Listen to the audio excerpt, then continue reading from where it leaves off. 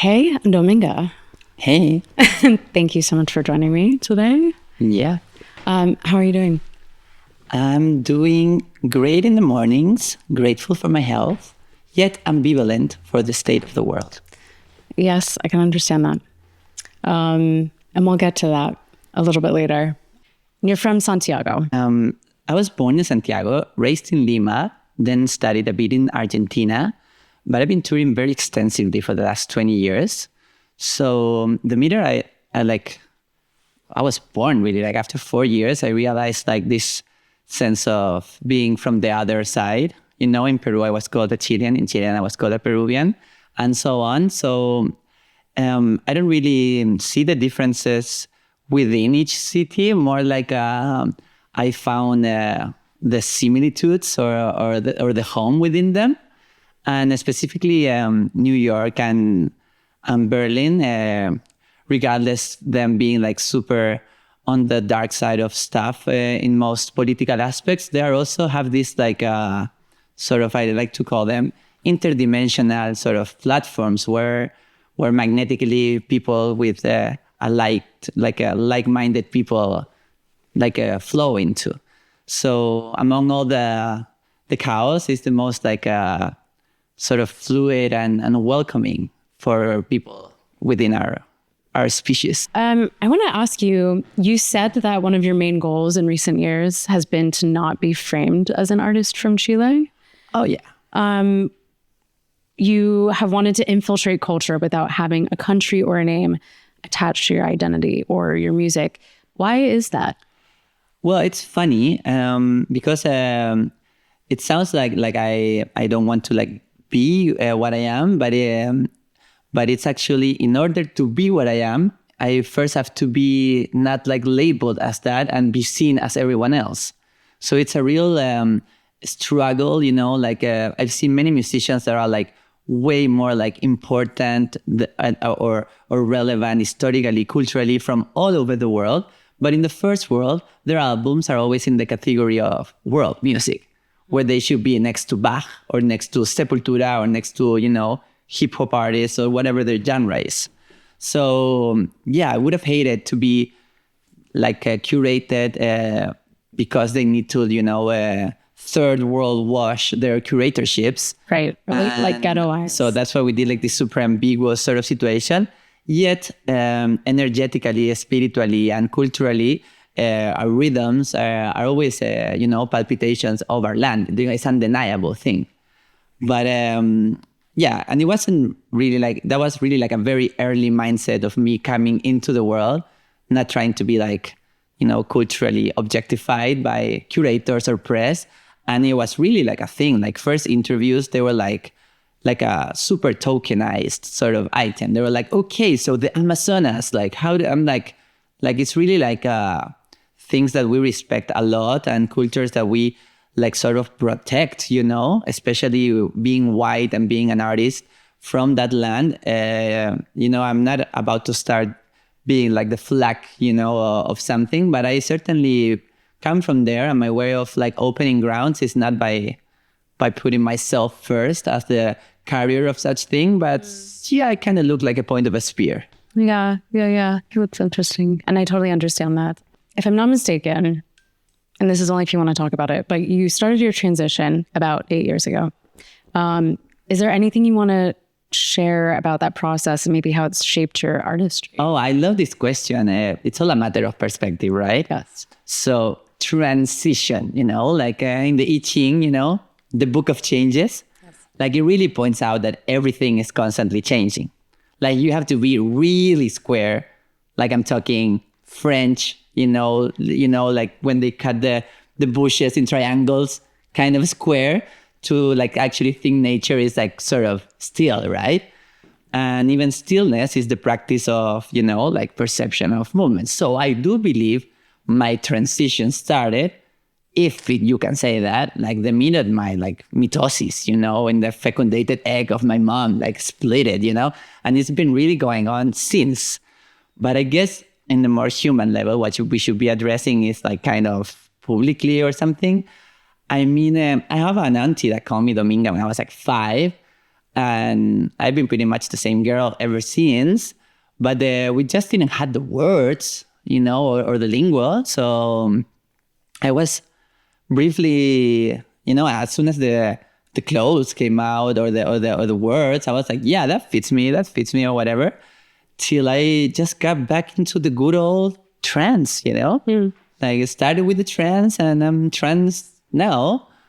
But it's not like it started. It's like just a matter of perspective, I think. Well, that brings me to, if you're comfortable talking about this, I know that you were attacked last September in a Berlin nightclub. Yeah. Can you describe what happened in as much detail as you want? Yeah. It was September 6th last year, and my best friend, Diamin, a super talented DJ, was playing a super FLINTA party in a super queer place that I'm not going to grace by dropping their name in Berlin. But they are, it's kind of a synonym of like-minded, if you know what I mean. And so I felt kind of like safe to go there on my own, which I never do. I always go with Ariana anywhere with friends, But Ariana Volvox. Yeah, your partner. My partner. And but I was alone in Berlin, and I decided to go there. And so it was like by all means the most safe space like a girl can be. Your best friend is DJing downstairs. It's a FLINTA gathering in a super FLINTA sort of validated space, and it was just there. I was just in the bathroom, and there was just this turf person, in the line, and just got completely like, I don't know, out of herself and just started attacking me. But I really want to make a point of like the levels of attack, it was a physical attack that really damaged me like psychologically or whatever. But at the same time, I never lost the perspective of how many other girls or boys or people from minorities get like way worse like violence every day, and like they get no platform. So kind of using the attack to sort of platform this sort of facade that needed to go away was also like a healing sort of process for me. And it also was super painful because it like turned out layers that I had on me in order to function in the world while touring 90, 60 cities a year for decades, of things that I thought it was just, this is the way the world is. But after accepting this violence, I sort of denormalized or started like feeling all those sort of normalized violence that I was subjected to on a regular basis. So by no means this was like the hardest attack I've been sort of subjected to, but I'm glad that I got to give a purpose to the place I've been giving. Yeah, but to have to experience that at a queer party in a city that people would consider to be very friendly to queer people. You just said it all. People would consider allegedly a queer party. Yeah, exactly. Yeah, but I'm really sorry that you went through that. Thank you, babe.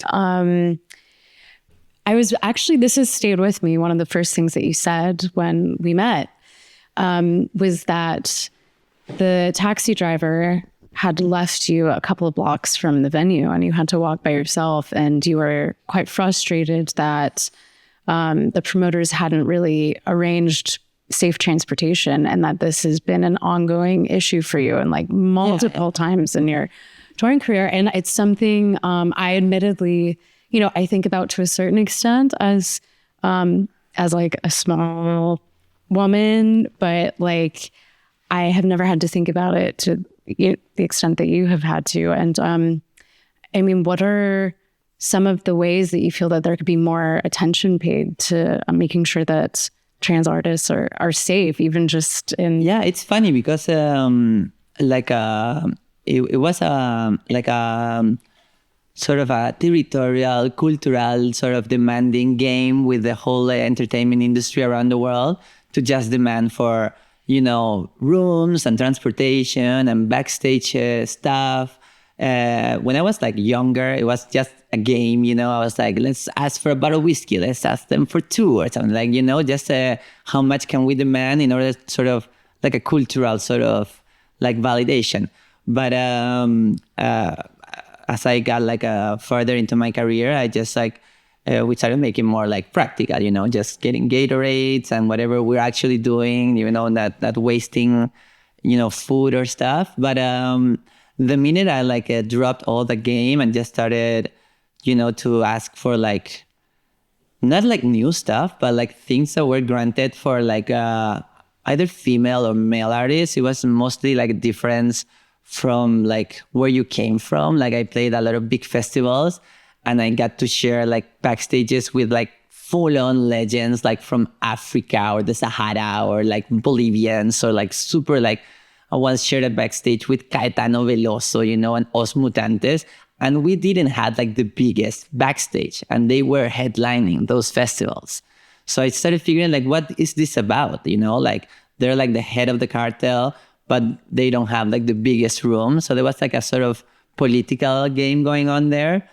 And after that fight got like, boring or like pointless. I just like, after the attack, I happened to have done like 2 small tours, like one in Scandinavia, like 20 cities, and one in Italy, like 10 cities. And I said like, okay, these are small tours. I'm just gonna like stick to the basics. Like we want privacy in our backstage, like safe passages between hotels and the concerts and whatever. And then I saw it was like a real, like a breaking point. Like if you're a girl, not from Europe, demanding those things is like triple threat for the production.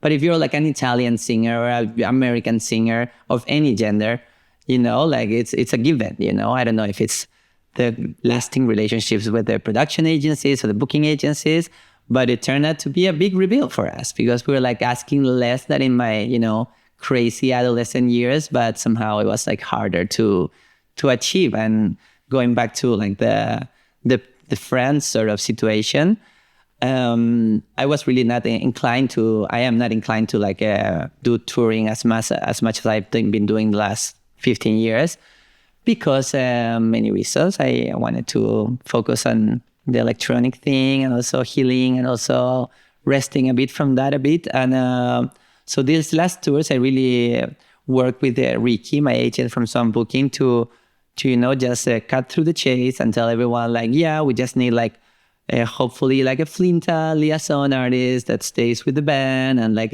transports, because we've had like bad experiences in all of these countries, in Hamburg, in Italy, in France, where you name it. And like, yeah, they leave us alone in a corner or with some Uber driver, and the Uber like happens to be having a bad day or just decides to take it all of us. And we've received a lot of thoughts and prayers, or we're so sorry. And I tried really my best for this time at this festival not to happen. And it happened again. And it sounds like a little thing to complain. Like, yeah, it was just like 4 blocks at midnight in the port of, a French city. But yeah, it's kind of scary, when you've had like the sort of bad experiences behind you. And whenever I talk to my agent about it, he's always like super impressed. Like he's like, you keep coming at me with these like sort of answers or outcomes. And out of my 400 million bands that I booked around Europe forever, like they never get this, Mm-hmm. So we're not pointing finger at the specific nature of this thing, but more looking forward into, a universe where, it's just normalized or balanced both ways. Of course. Yeah. Like, obviously I think we would all hope that this wouldn't be an issue anymore, but until then, I mean, what would you hope that promoters and parties might do to make these events a safer space for I would say not only include in the visual, the narrative, the media, and hopefully radios or stuff like that, the presence of these artists and what they have to say, but also as a basic, like intertwine their narratives to the most like well-known or established artists. So if you have some, I don't know, like super famous musician that I don't have in my mind to name of, you sit him there as a headliner and you ask him, what do you think about this Sahara band playing in the festival? So you make their music not only, you make them not only responsible of like sort of portraying or presenting their narrative to the festival, but you make others to be like, you know, sort of responsible of like reflecting how that affects them, and hopefully, you know, ignite some flames of collaboration that, you know, goes through with time. Like some seeds that have roots instead of just like, you know, basil from the store. Yeah. You made a post after the attack saying that it made you more aware of the effects that garments have on your perception of yourself and how you move through space, and that clothing became a very important part of your healing process. So can you elaborate on that? Yeah. No shade to the fashion world or whatever, but I always thought of fashion like sort of like an outside decoration or something, you know? Sort of not to show yourself, but to mask yourself in a certain context. But it wasn't until I got like this piece from Dana, from the brand Bond Hardware in New York, that is sort of like a fence that I have here. Show you. I like the show and tell. Yeah. So it's like something you would put on a place, you know, let's see if I can do this on live television. Already failed.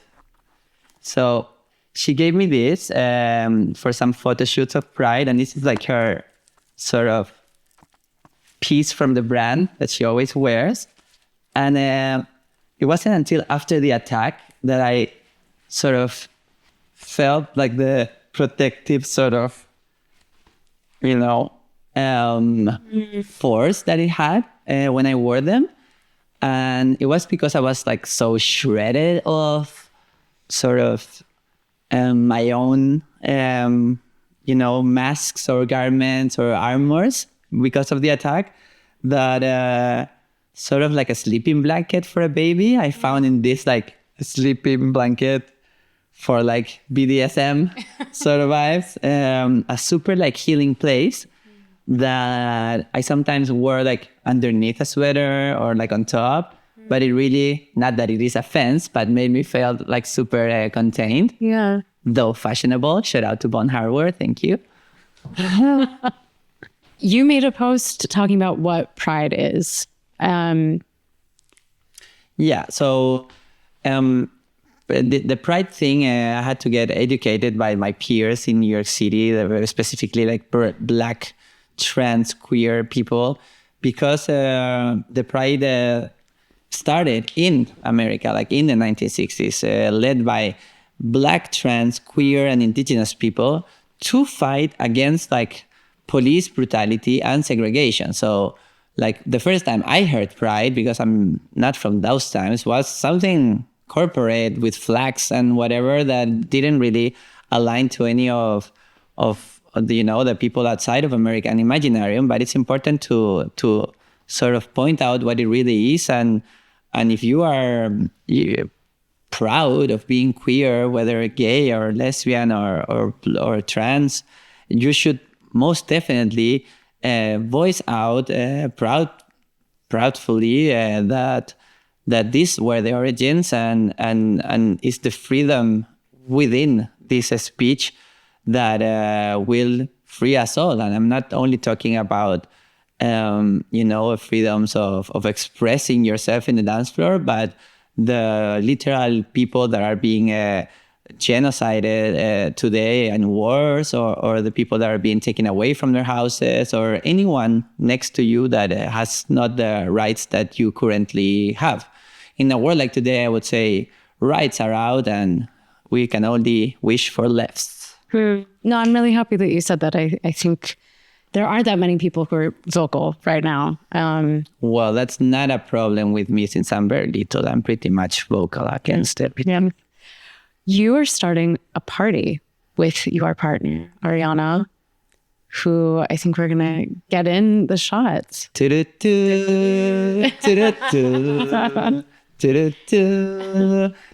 Claps, everyone. Hola, mi amor. You're going to share a microphone. Yeah, of course. Okay. No problem. I can be the interviewer. Okay. I can be the interviewer. Hola, mi amor. Hola, tesorita. I kissed you and you had something in your lip. Oh, no. That's my earth. No. So Ariana Volvox, hello. Welcome to this conversation. Thank you. You two are throwing your first FLINTA Pride party in a couple of weeks, right? That's right. So tell me about it. Well, when Domi and I first got together, it became very clear to me that the next step in my nightlife evolution was to support her mission in the FLINTA story. I have a history of supporting women in the industry, and she really inspired me she educated me, first of all, about the FLINTA mission and really what that was all about. That wasn't really something that I was so personally involved with on an identitarian basis, but has become a big part of my evolution on a personal level. And I'm so grateful to her for opening that world to me and for kind of showing me what the future for myself was going to be, not only just in a professional, but in a personal basis. And I was very inspired by this mission, this category, this group, this world. And I'm very grateful to Domi for showing me this. I'm very grateful for her because she's not going to say this about herself, but that's what I'm here for. The girl here, the boy here, the person here next to me is a total icon of resistance in a world where the lingua wasn't there. So the same issues we were talking about in the music industry, about how they tokenize musicians from outside of their continents, also microcosmically happens in the curatorships within the minorities or the gay festivals or the queer festivals. There's always like a little spot or a very visible spot, but a little in continuity for FLINTA plus sort of individuals. So for us, it wasn't a matter of sort of what should we do, It was a matter really personal of where can we go? Where are there a lot of tits and no creeps? And we just figured that for the sake of our own safety in a city where they are iconically and a sustainable sort of beacon of like the pulsation of culture, that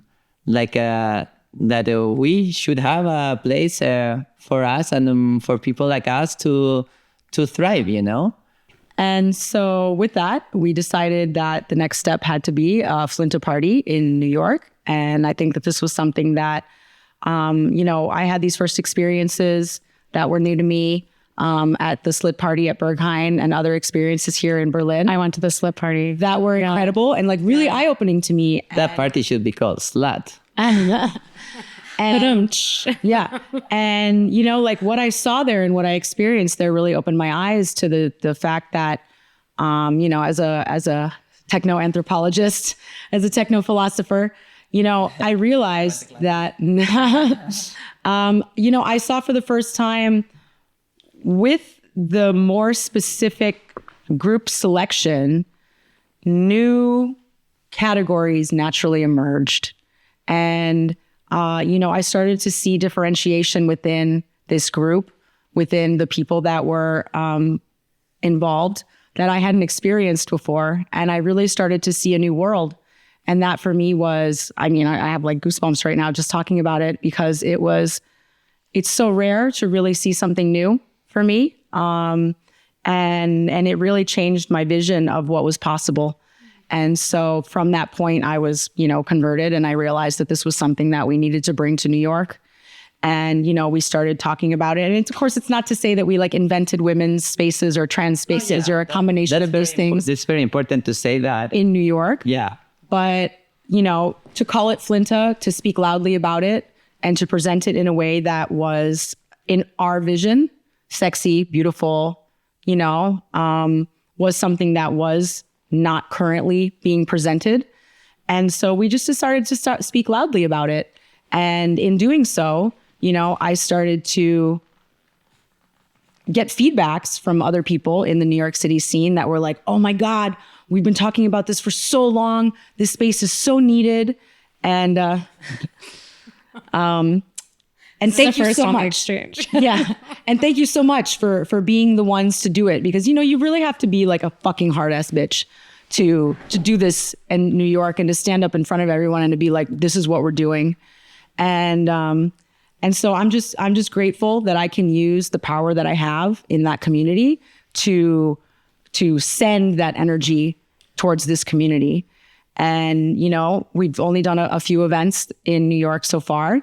And so, of course, we're speaking very loudly about this Pride Party, not to take away space from anybody or to say that we're the first to do it, but to say that like, this needs to be done now, and we're going to speak loudly about it. You said that Domi really opened your eyes to the Flint Mission. Can you elaborate on what that mission is? Yeah, I think, it's about creating space for queer people, for queer people that identify as men, for queer people that identify as women, for queer people that identify as neither and both. I think it's about, really supporting those that don't fit the gender binary or the sexual binary, but maybe also do. It's more than just supporting women in the industry, which has been my mission in the past. And it's really about creating a space that's safe for a group of queer people that don't all have the same identity, but have, experienced the same marginalization within the industry, and also experience a lot of tokenization within the larger industry, especially in the corporate level. So our party is called ABOV. And the idea is that we are rising above. We're rising above the bullshit. We're rising above the tokenization. We're rising above the marginalization. And we want to help elevate this community and to create space and to help others see what I have seen, because I've been in this industry for a really long time. And I think that, there's a lot of circling the drain, unfortunately, that we're experiencing. And I can see what the future is, at least for me and people like me. And I'm ready to put all of my weight behind that.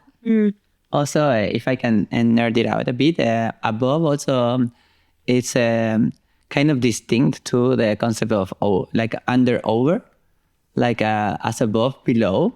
So it's different in sort of category.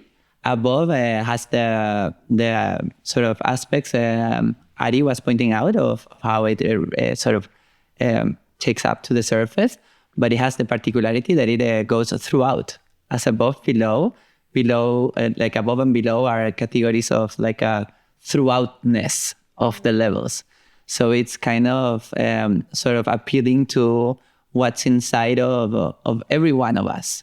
And which takes me to my shirt that I'm wearing for the brand Mother, Daughter, and Holy Spirit. That is a super pushing brand from New York City that it's not only has the hottest, most intelligent people in the world trying to advocate for the visibility of these beings, but also all the funds are going for the trans funds of justice.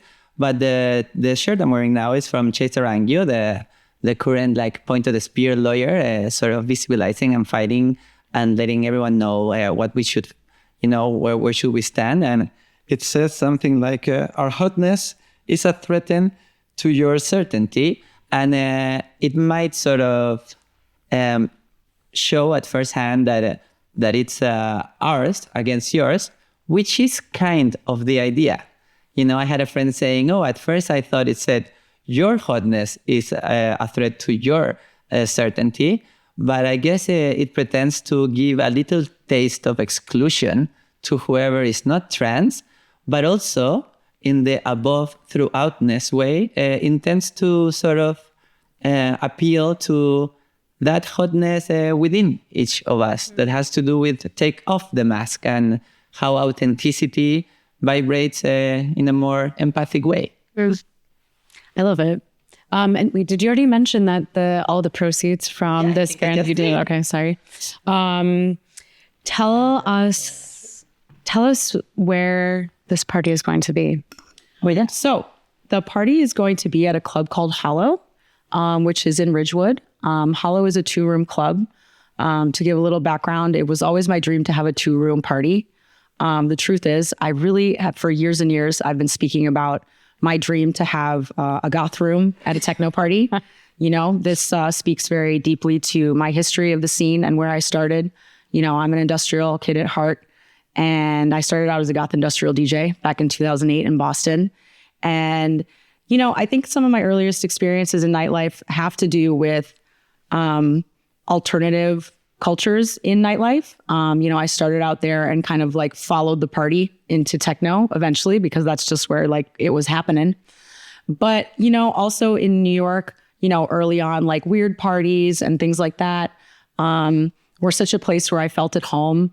And also, I feel like, many people that have a longstanding experience in New York City nightlife culture will agree that the coming together of many different cultures and different types of people is something that's really fundamental to their experience of New York City nightlife.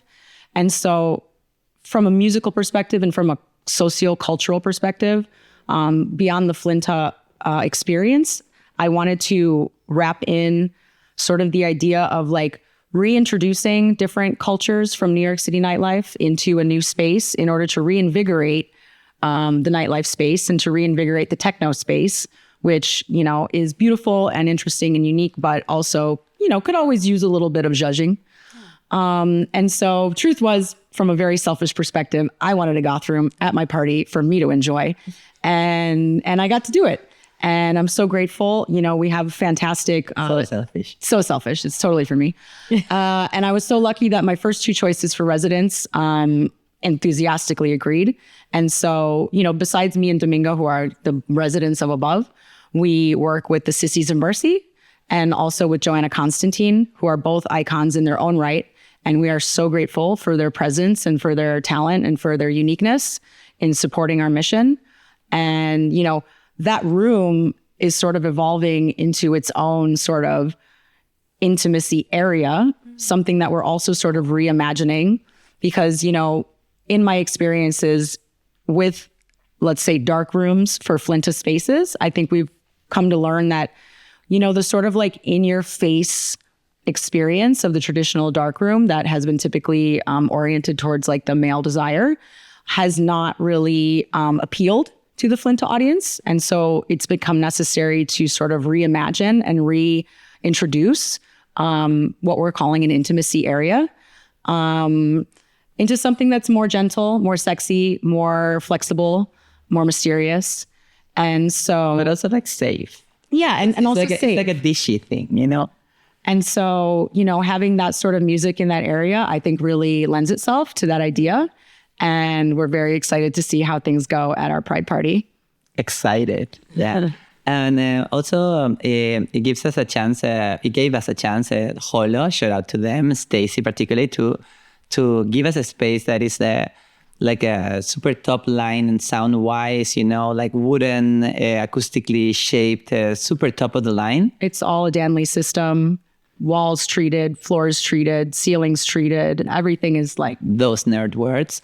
And but the point is, Stacy particularly gave us the platform to create like a female or like sort of FLINTA-led team in the management of the space. In the management that allow us to create a space that also doesn't obey the rule of headliners sort of gathering. Let's go see this big name. Nevertheless, we booked our friends. Our first party was headlined, you would say, by none other than our daddy, Boris Dolinsky, which is sort of like a sort of our daddy, but for us in this instance, because every other instance we have a chance to see those names are always like in sort of cis or male-dominated sort of spaces. So we're pulling sort of to that direction, but mostly the parties are not following the guideline of who's headlining it. It's more about like the people making the instance, regardless of who's playing. And the community space, it's more about the community and creating a space for that community to enjoy the world's best headliners within our contest. Yeah, that's great. Also creating a space for up and coming artists to be seen by the community, including artists that are from the community, to be elevated.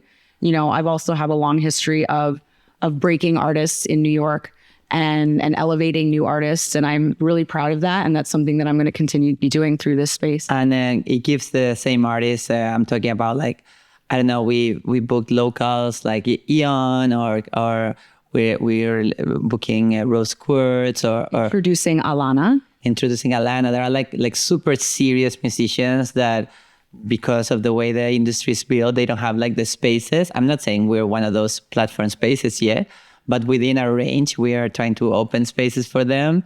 And also, my particular take on this is like, for example, the DJ Naster Rigel, that we're very friends and fans of, has recently started a Rosa Damask, like a music band. So our dream is also like for her to perform as DJ and in the goth room with her live band. So spaces for like more versatility and amplitude within the already like well-established identities these musicians have. That's really exciting. I hope I can attend. You're on the list, babe. Oh, for sure. You too, Eli. You mentioned you went to Slit, which is the kind of newish FLINTA party that's in the lab. This is major. The FLINTA sex party. The FLINTA sex party. And it's also the takeover for the long-lasting, iconic sort of sex party in the world, in laboratory. Yes. So we were indeed the first bitches in that party and the last ones out. The first time they did. Shout out to Vest Lemoy. You are a legend. Was there anything you took away from that party that you are thinking you want to? Besides being banked intercontinentally. Yeah, I mean, you know, like everyone would say that like, oh, like, you know, like FLINTAs don't want to do this, or like, you know, girls are too shy to have sex, or like, you know, all of these things, you know. When I use these, I'm not trying to discount anybody when I say specifically different categories of, you know, the people attending this party. I was just mind blown to see, you know, a group of people that were really open and dedicated to like the sex party idea. And I think that that's something even beyond, at least my experience of FLINTA parties. Like I've never seen anything like that. I think it's beautiful and so meaningful that would be taking place in the laboratory. Like, as she mentioned, such a historically iconic place for the men and for Ed Berghain, of course. I think it's really important, and it was really hot and sexy. And we participated fully in that aspect. Thank you.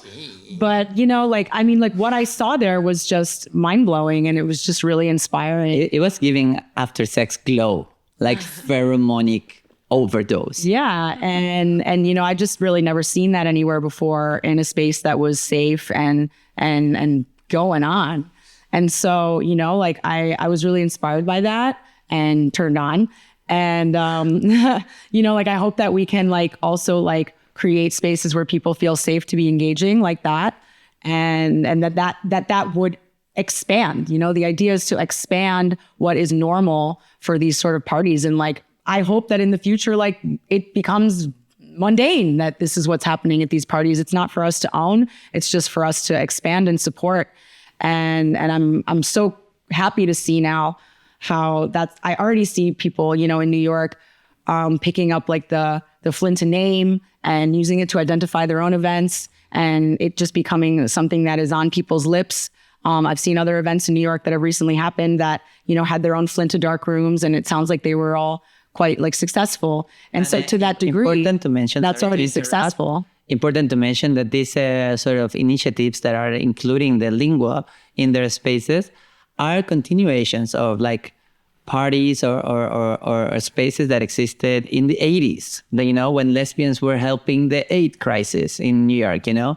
So by no means we are like overriding something and like or trademarking something. It's like that hopefully it spreads like a virus, you know, like and we get erased in the creation of it. That's really beautiful sentiment. Yeah. Well, I'm really excited that you're doing this. Thank you so much for sharing more about it. I know you two are DJing together quite a bit. How is that going? And also, Domi, how is it for you to be touring as a DJ and not as a live act? Oh my God. Yeah. So, I mean, of course, like as someone that I want to be with in my life all the time, like it would make sense for me to bring her on tour. You know, we want to be traveling together. We want to be working together. I'm so inspired by Domi's creativity and spontaneity. But yeah, leaning into, you know, what we do together, it's been really fun to just be able to kind of stand back a little bit and to provide like a, you know, like a steady beat and like a strong, you know, just like a strong technical rhythm to her improvisation, and to kind of let her have fun and present, you know, really interesting sounds and you know, references that I never would have come across myself or really thought were part of techno. And yeah, just giving her space to do that is a real joy. How can audiences and communities best support you, and also other people in the FLINTA and the trans community? Yeah, so I'm the one to say this, like cool is out, guys. Like cool is cold, like warm is the new cool. So like, don't be shy, like engage. We're gonna love bomb you back. Like we want likes, we want comments, we want sharing. But like on a serious note, that's pretty serious. But on a serious note, really, like we love how like the light of authenticity or the light of the performance that like binds us together, like heals us all. But we kind of, and I'm talking here, I'm taking the permit to talk on behalf of my sisters and brothers from the community. Like we can sort of smell your friend that says the wrong comment, or your uncle that doesn't make opinions on certain topics, you know? And just remember, like within the community, we don't have the option to just like not say things. Like we are the thing being said. So if you want to enjoy the gracefulness of, you know, the relief of authenticity, be warm with us and be cool with them, you know, be cold with them and just like say the truth, you know, and help us, protect us from your wider, you know, reaches, not only within our magnetic fields, but mostly comment, share, like, and you don't have to be like all crazy. You can say like, I don't like your boots. It's fine, you know, just engagement. But solidarity means speaking up. Yeah, it means speaking up. Speak up, down, like speak inside, speak outside, speak it. Yeah, speak it and engage, because also we're so marginalized by the social media. Shadow banned as it gets. Shadow banned, images shadow banned, comments shadow banned. Which I kind of like the concept, like shadow banned. Sure, you know? Of course. But at the same time, you know, it's really difficult also as someone, for example, that really leaned into the culture of no photos, for example. You know, like I was so happy to exist in that space. And then all of a sudden the people that sort of led that space or like, you know, drew us into it, all of a sudden like no longer support us anymore. And that becomes very difficult. But the photos benefit you. You're super hot. Of course. But I only had to start doing them once I realized that the no photos space was no longer supporting me like they were. We are grateful for your photos. Of course. And so now, you know, we learn how to present in an interesting way, not overdoing it, not in a way that's cheesy. You know, also like the way that DJs present themselves has become so rote. It doesn't even classify as information to me when I look at it, you know, and like, it's so sad to me that young DJs, you know, they see this formula and they think that they need to repeat it. It's broken and it's boring. So people need to find new ways to express themselves, to be seen, and to express themselves on these social media channels, because otherwise everything's just looking the same and it's really like not transferring any sort of message at all. So, you know, like I look for new ways to do that. And I think everyone else is also looking for new ways to do that.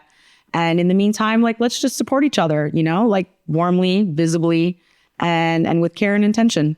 And also, I mean, I've been shout-outing everyone, and this interview is like 3 hours long, but still, we're gonna edit it. It's not enough shout-out to all the people like I don't know, Slit here and Body Hack and Kilowatt, or in New York, like the Carry Nation, or people, or the Aviance House, or like there's so many parties and collectives like supporting, and like the Merch people, the Basement in New York, like the Bergen House and Discota Forte. There's so many DJs and collectives really standing from the next thing, and I don't know, like love or just like being warm and not cool is really like super political dumply nowadays. Good for us because we're just like, cute by essence. So shout out to them and, keep clubbing.